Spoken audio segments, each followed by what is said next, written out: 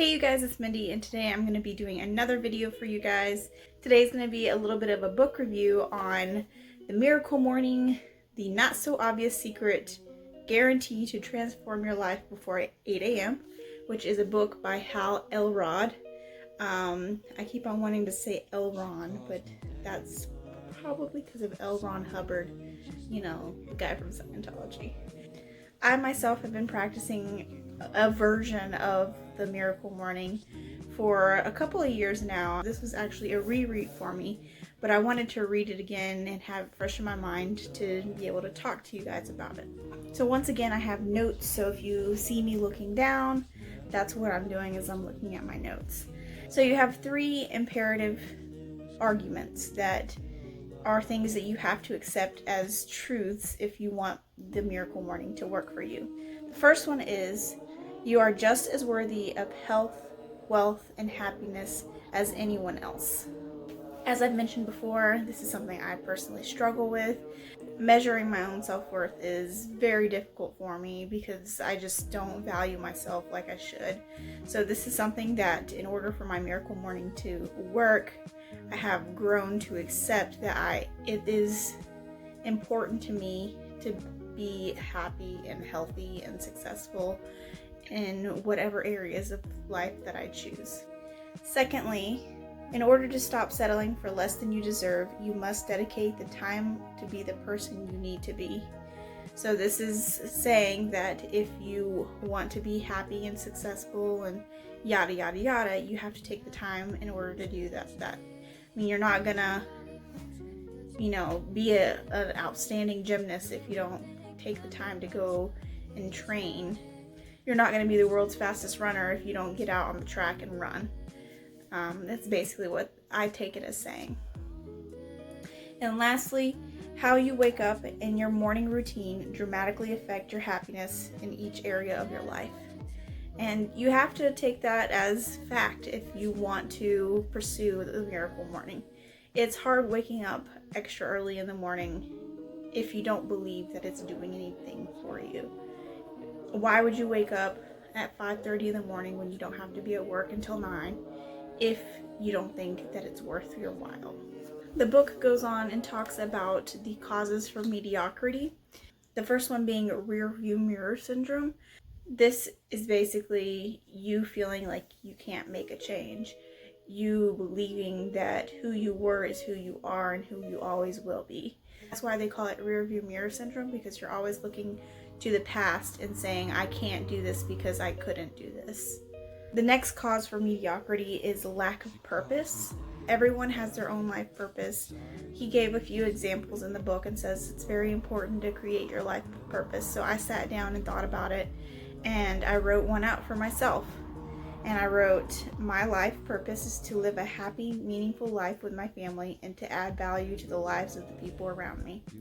One of the universal purposes that he mentioned in his book was to be the best version of ourselves that we can be, which is a good thing to have as your purpose. Most people do want to be the best version of themselves they can be.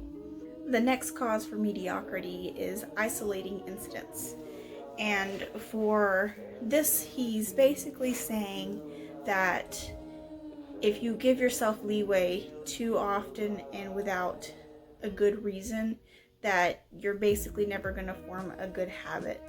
If you say you're supposed to be working out Monday, Wednesday, Friday, and Monday comes along and you say, I really don't feel like doing it today, and you don't have a good reason to not do it, that you're gonna look at it on Wednesday and say, well, I didn't work out on Monday, so I might as well not work out today. And some people, they don't have any problem with that. They can pick things back up. But some people, when they eat a couple of extra calories one day, they're gonna say, well, to hell with it, I'm gonna eat whatever I want for the rest of the day because I've already messed up. Another cause for mediocrity is lack of accountability, which is something that I struggle with personally.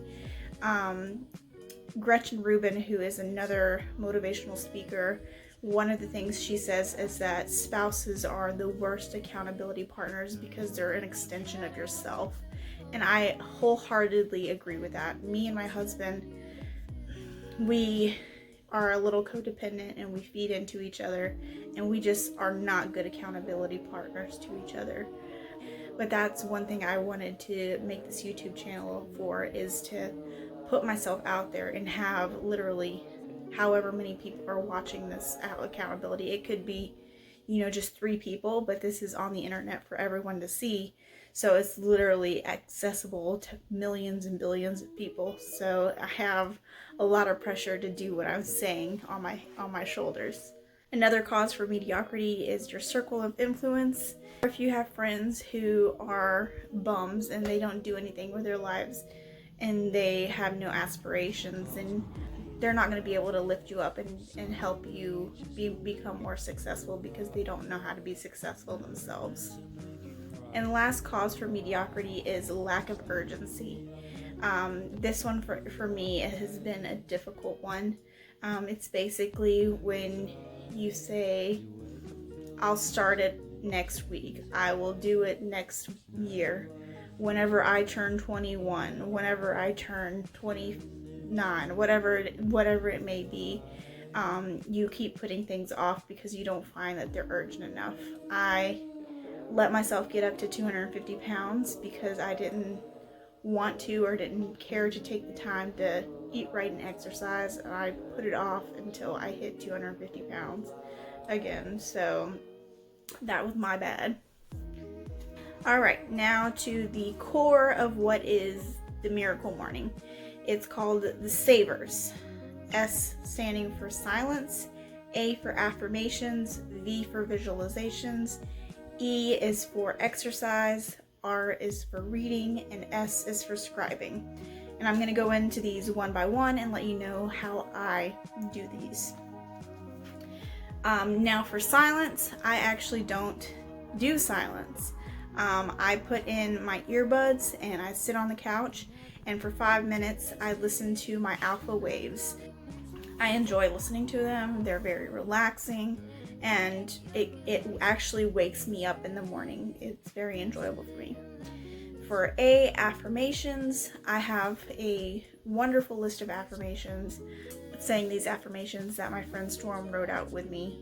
It was really helpful of her, and I love them, and I read them every morning. V is for visualization. For this, I just close my eyes or I get on Pinterest, depending on how I'm feeling that day, if I want to get on my phone or if I just want to just sit on the couch and visualize. But I visualize what I want for my future, the things that I'm planning, things that I need to get done. I sit there and I visualize them. Or if I get on Pinterest, I look up things that I want for myself or want for my life. E is for exercise. Usually I don't do exercise in the mornings during the weekdays. Every once in a while, like on last Friday and the Monday before that, because I was off the Monday before that. I usually do exercise in the afternoon, but it is included in the Miracle Morning, so I do it at some point in the day. I don't usually do it in the mornings though. Usually for my exercise, I'll either walk, or I've been doing Just Dance on the Wii. I just sit there and I do like half an hour worth of exercise doing the Just Dance, or I'll do 4-mile walk, or however many miles I'm feeling that day. For R, reading, I usually put my earbuds in and listen to an audiobook or read it on my phone. I did buy a physical copy of this book so that I could